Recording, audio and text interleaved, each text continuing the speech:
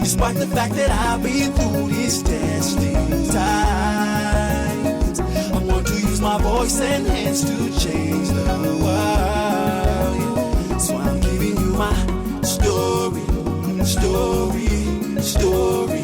To God I give the glory. So I'm giving you my story. To God I give the glory. For the rest of my life. For the rest of my life.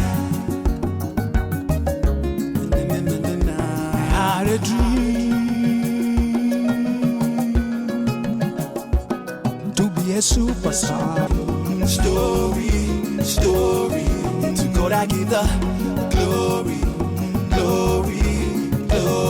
So I'm giving you my story. To God I give the glory. History is full of accounts where the chief priest is murdered by the secular chief who has the power of the sword. The Bible, Christianity's holy book, has many accounts of men and women of God being persecuted by kings. The story of Jesus Christ revolves around a plot of earthly men of power to kill him and how they finally succeeded in their heinous crime. In Uganda, religious martyrdom is as ancient as the country itself. The country's most famous civil holiday is marked on the day Christians were burnt alive on orders of Kabaka Mwanga in the late 19th century. History was to repeat itself 100 years later when President Idi Amin, the country's absolute ruler, accused the Archbishop of Anglican Church of Uganda, Archbishop Janan Luwum, of high treason. In an open-air assembly of soldiers, civil servants, diplomats, the press and clergy, so-called witnesses, presented evidence of the Archbishop's conspiracy to overthrow the government of Field Marshal Amin. At the end of the accusations, Amin's Vice President General Mustafa Adrisi asked the crowd as what should be done to the culprit, and soldiers in the crowd chorused, "Wuwa yeye, wuwa yeye," which is Swahili for "kill him, kill him." Amin, at a press conference held later, distanced himself from the kangaroo court. They wanted these people to be executed, but for me, I will have a proper trial by the military court, and therefore the case will be judged properly before they are sentenced to death or sentenced to prisons. This is what I'm going to do because we believe in justice. But the Archbishop died mysteriously shortly afterwards. One Major Okello Safi, in an interview with the press immediately after his death was announced, claimed the Archbishop and the two condemned ministers, both Ofumbi and Erunayo Oriema, tried to escape by grabbing the steering wheel as he drove. Consequently, the car in which they were traveling crashed into an oncoming vehicle. 38 years after these horrifying events, the government of Uganda pronounced the Archbishop a national hero. The day he died was declared a national holiday. These events, which are often recounted by historians and politicians, now form a major epoch in the history of the country. Students of journalism at Uganda Christian University reenacted these events into this docudrama. Angela, a journalist for a mock newspaper, is assigned to investigate the lives and events of the key players leading up to the death of the Archbishop. The assignment is titled The Luwum Story. In a mock meeting with the librarian keeping Uganda's archives, Angela learns that Luwum was a very decent family man who had strong feelings in God and was highly committed to the ideals of humanity. Going back to Luwum, what was his relationship with Idi Amin like? Oh, pretty cool. Each was a leader in his own way. They both had humble beginnings. They knew each other from way back. Upon his consecration, Idi presented Luwum with a golden covered Bible, which he claimed he bought in Jerusalem. But Luwum was a determined Christian, ready to sacrifice himself for his flock. Luwum was a man who was cocksure of his Christian mission. He also did not like to glorify himself. He used to stand in lines to buy essential commodities like sugar, soap, and salt. You know, VIPs were issued with special cards which they would show at shops in order to purchase essential commodities. One time, a permanent secretary arrived late at work, and he found the Archbishop waiting in line. He tried to usher him in, but do you know what the good man said? He pointed to a woman who was sat in a corner and said, "She was here before me." Things came to a head when killings and disappearances of people escalated. Luwum never feared to put in his protest about these goings-on to the authorities. People disappeared from offices and the open street, but the most risky places were the bars and nightclubs where Amin's Secret Service operatives often harassed the patrons and the entertainers. Young man, why are you overlooking at me? The next time you come to the bar, buy your beers, drink, and walk away. Do not overlook at people. Watch your eyes.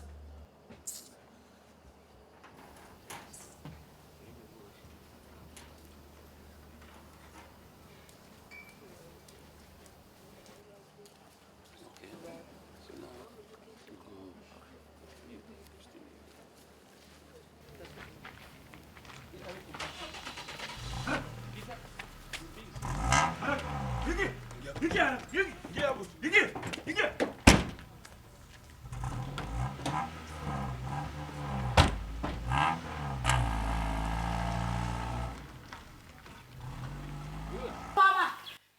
Miss Bishop, what brings you here this hour of night? Listen, I have something to tell you. Mama! Miss Bishop, what? Bishop, I have a problem. My husband was taken last night by unknown people. I don't know where to find him. What sort of man was Idi Amin? How should I describe him? I know of one Scotsman who reported to Amin that he was being denied a work permit by the immigration officials. Amin called his Minister of Education and ordered that he be given a work permit by noon the next day. Then he joked to the Scot, "My government works at a supersonic speed. It is not like that English government of yours, which is spoiled by that English Prime Minister."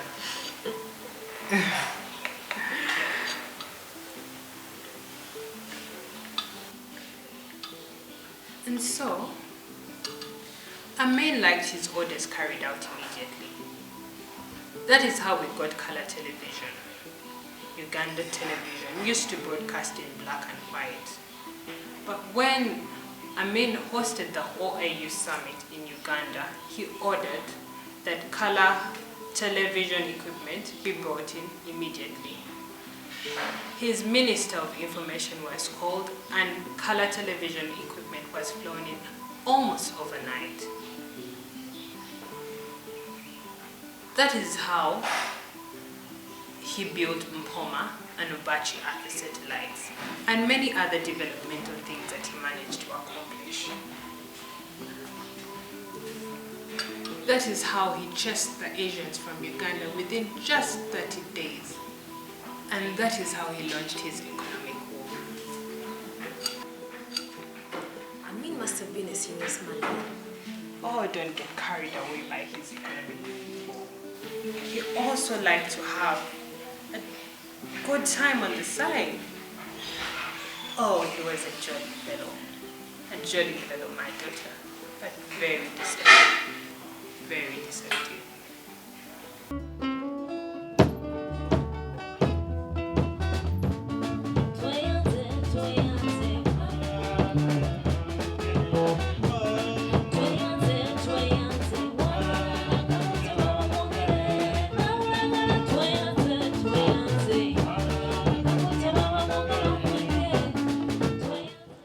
As you know, I play accordion, I play guitar,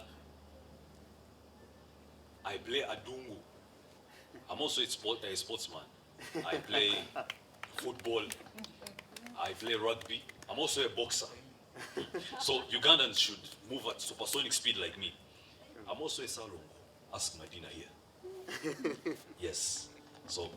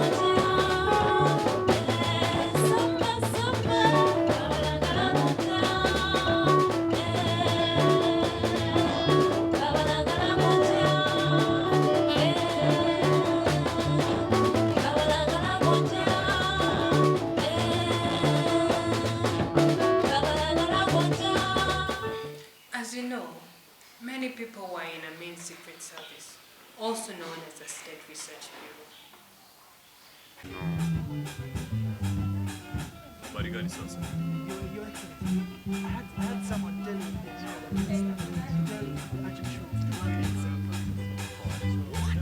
Now, tell me now exactly what you say.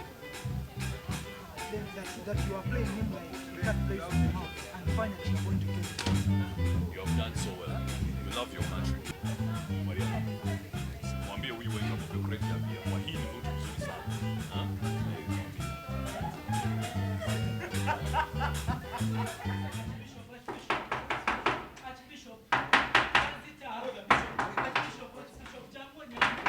My father had a knock at the door, and a man's voice was saying, "Archbishop, open, it's me."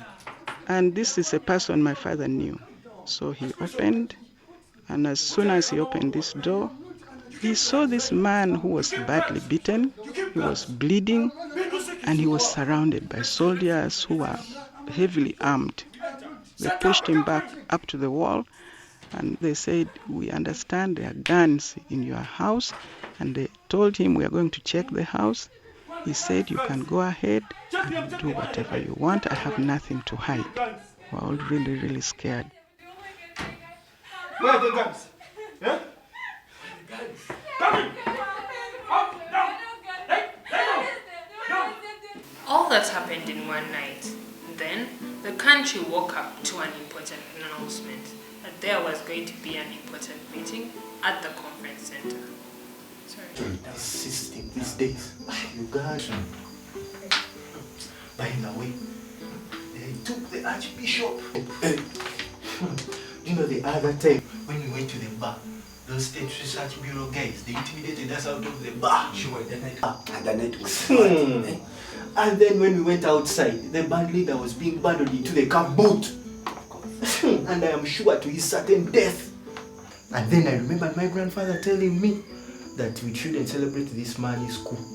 That he won't behave any different from his predecessor. Of course, that's the way he's behaving now. Have you heard the news? No. Which news? Archbishop died in a car accident. Are you serious? Are you They serious? were trying to escape. Well, we shall hear more later on. Do you still have your location? The other day I think called issue. Where is this country going? I told you. Well, I'll go to Mohammed's. His brother-in-law works in foods and beverages. Never misses having these essential things. How did he die? Sorry, please, scared. He's a spy. That guy is a spy. Spy. In your opinion, was it worthwhile for one to give one's life for the sake of all those in this country? I do not know. So many people have died for justice, the truth, and freedom. And at the same time, so many people have taken advantage of the martyrdom of others, just like Luwum, Bishop Hannington, Benedicto Chiwanuka, the Christ, and others for political opportunism. I wonder what must have become of Luwum's family. It must have cost them a lot. I think his death brought to the realization of the rest of the world that things have really got out of hand in Uganda. Because before that, I don't think people believed us. And personally, I believe it was my father's blood that brought change in Uganda. The Lord has made his plans. He has guided and provided through my deepest testing times. And I believe I will make it to my dreams if I stick to my adungu while I use my voice to sing. So I'm giving you my story. For those of you that know me, I'm telling you it only takes you time to get to where you want to be in life, and to God I give the glory. I'm happy now and jolly, despite the fact that I've been through these testing times. I want to use my voice and hands to change the world, yeah. So I'm giving you my story, story, story. To God I give the glory, glory, glory. So I'm giving you my story, story, story. To God I give the glory, glory, for the rest of my life. The rest of my life I will live to tell my story. It wasn't easy coming up, of my life, but at least I tried. Listen, when my parents broke up, like the end of a fight, felt like the end of my light. I was lost in the blow, and when I tried to get up, I was short of a sight, only hoping one might, but I was doubting for sure. So I turned to the world and started living reckless. Little did I know denial got acquainted like this. I started writing down my thoughts while I turned them to songs, and at any ceremony I would beg to perform. But at the back of my mind I had this one question. This one question was the root cause to my aggression. I asked myself, why would an artist suffer the part to paint a picture of an art that was cut from his heart for less appreciation? And when I went to sleep that night, the Lord told me in a dream, stick to that mic. Inspire a generation of strife in every right. Here's some colors and brushes, just paint the stories of your life. Man don't be to mera, Lutin wa. We thank you all. Man don't be to mera, Kahana. We thank you all. Man don't be to mera, Lutin wa. We thank you all. Sean, you restored my home. We thank you all. Sean, you restored my dream. We thank you all. Sean, We thank you all. We thank you all. This is a message to all the war victims in the world. We thank you. You can still be a superstar. Live your dream. We thank you all. TV, the radio stations, the